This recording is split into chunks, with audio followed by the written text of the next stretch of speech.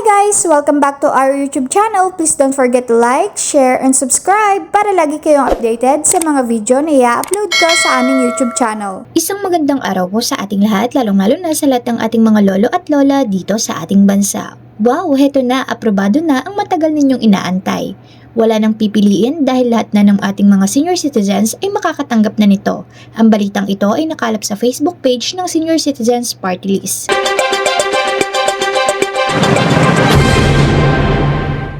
Ayon sa kanilang Facebook page, nais naming ibahagi ang isang mahalagang tagumpay sa ating patuloy na pakikipaglaban para sa kapakanan ng bawat senior citizen sa ating bansa.